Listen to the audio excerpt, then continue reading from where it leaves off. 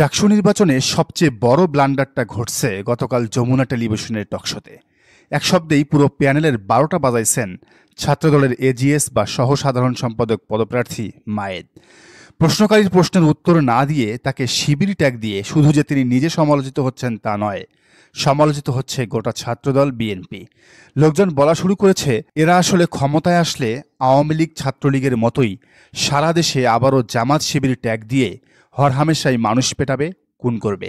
হলে হলে ক্যাম্পাসে আবারও চালু হবে পুরনো ধাঁচের সেই ব্লেম আর ট্যাগিংয়ের রাজনীতি। তবে এই মায়েদের এমন ভুলকে ভুল হিসেবেই দেখছেন বিএনপির রাজনীতি করা লোকেরাও। তাদের মতে ছাত্র শিবিরের একদল প্রশিক্ষিত নেতার সাথে ছাত্রদলের আনাড়ি, কম জানা, অনভিজ্ঞ ছেলেদের প্রতিদ্বন্দ্বিতার ফলাফল হবে ভয়াবহ। শুধু হার নয়, অপরিপক্ক কথা মিডিয়ায় বলার কারণে ব্যাপক ক্ষতিগ্রস্ত হবে মূল দলও। বিএনপিপন্থী আইনজীবী অ্যাডভোকেট হাবিবুর রহমানের লেখাটি পড়লেই বোঝা যায় মায়েদের বক্তব্য নিয়ে কতটা অস্বস্তিতে পড়েছে তার দল। তিনি লিখেছেন, মায়েদের ভিডিওটা দেখলাম, এভাবে উত্তর দেয়া কোনোভাবেই উচিত হয় নাই। অভিজ্ঞতা ও কৌশলের অভাব। এর পেছনে আসল দায় মূলত বিএনপি এবং ছাত্রদলের। ডাকসুতে যারা ক্যান্ডিডেট তাদের মধ্যে আবিদ নিজস্ব যোগাযোগের ভিত্তিতে কিছু ফোরামে কথা বলার সুযোগ পেয়েছিল, বাকিরা কেউই পায়নি। কোনো ধরনের ট্রেনিং বা অভিজ্ঞতা ছাড়াই একেবারে নতুন স্টুডেন্টদের প্রথমবারের মতো পলিটিক্যাল ডিবেট এবং মিডিয়া ফেস করতে হচ্ছে, তাও আবার ডাকসুর মতো এত বড় ইলেকশনের ঠিক আগ মুহূর্তে।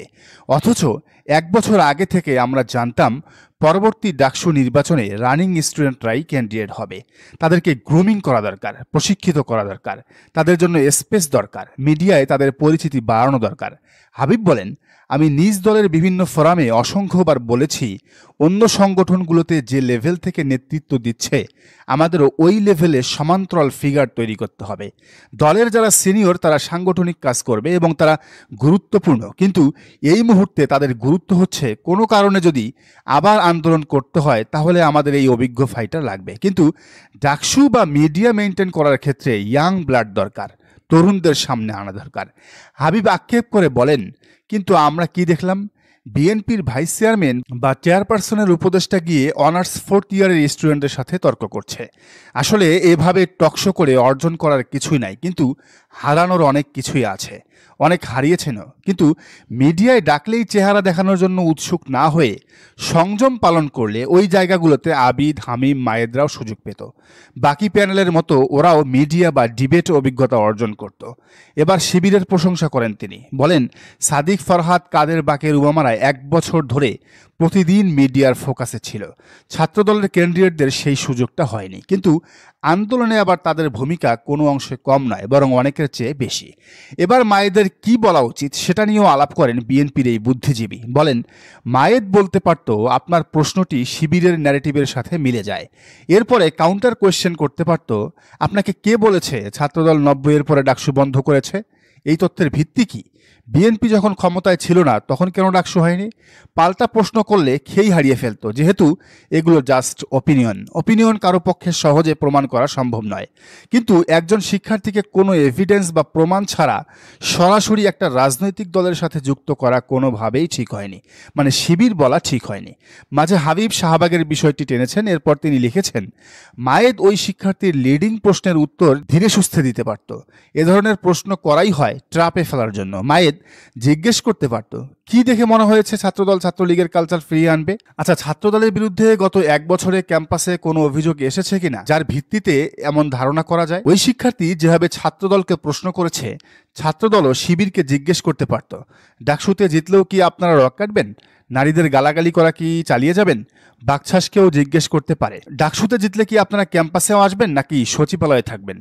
কমিটি দেওয়া নিয়ে মধুতে মারামারি কি ছেড়ে দিবেন? এসব পরামর্শ দিয়েছেন হাবিব। তো এই ঘটনায় ডাকসু নিয়ে করা আগের একটি জরিপের বিষয় সামনে আসা দরকার, যেটি অনেকটাই চাপিয়ে গেছে মূলধারার গণমাধ্যম। তবে ব্লুমবার্গের সাংবাদিক নাজমুল হাসান নতুন করে সম্প্রতি এ নিয়ে তার মতামত জানিয়েছেন। তিনি লিখেছেন, ডাকসু নিয়ে একটা জরিপ হয়েছে, জরিপটার ফল নিয়ে আমি খুব একটা আলোচনা দেখি নাই। 1000 খানেকের বেশি শিক্ষার্থীর সঙ্গে সরাসরি সাক্ষাৎকারের মাধ্যমে ও 100 খানেকের কাছ থেকে অনলাইনে উত্তর নেওয়া হয়েছে।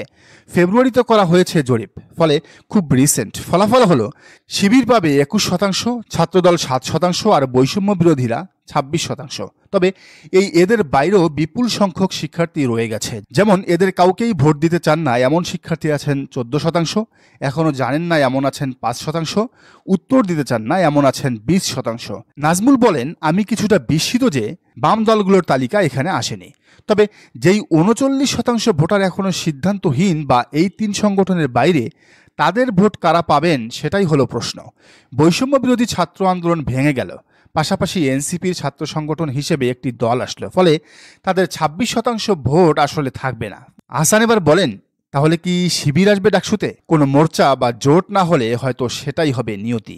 হ্যাঁ, এটা নিয়তি না, এখন বাস্তবতা। কারণ এই জরিপে ছাত্রদলের যে 7% কথা বলা হচ্ছে তা আরও কমে যাবে মায়েদের এক বক্তব্যেই। আর বৈষম্য বিরোধীদের ছাত্র সংগঠন বাকছাসের আর কাদেরদের অবস্থা এখন কতটা শোচনীয় তা তো অনুমান করাই যায়। বামরা তো আগেই ভোট বর্জনের সিদ্ধান্ত নিয়ে বসে আছে। ছাত্র ইউনিয়নের মেঘমোল্লার বসু, যে এখন ডাকসুর জিএস ক্যান্ডিডেট, সে অলরেডি এসব নিয়ে কথা বলেছে। ফলে শিবিরের জন্য পথটা অনেকটা প্রশস্ত, যদিও এই পথের ইঞ্চিতে ইঞ্চিতে কাটা বিছিয়ে রেখেছে প্রথম আলো, ডেইলি স্টার, শাহবাগীরা। সাথে যোগ হয়েছে ভারত। দেখা যাক শিবির সে পথ মারিয়ে গন্তব্যে পৌঁছাতে পারে কিনা। সাদিক কায়েম, ফরহাদ, তামান্নারা কি পারবেন? দর্শক, আপনার কি মনে হয় জানান কমেন্টের ঘরে। আর এই চ্যানেলে নতুন হলে অবশ্যই সাবস্ক্রাইব করে রাখুন এবং বেল আইকনটি বাজিয়ে রাখুন।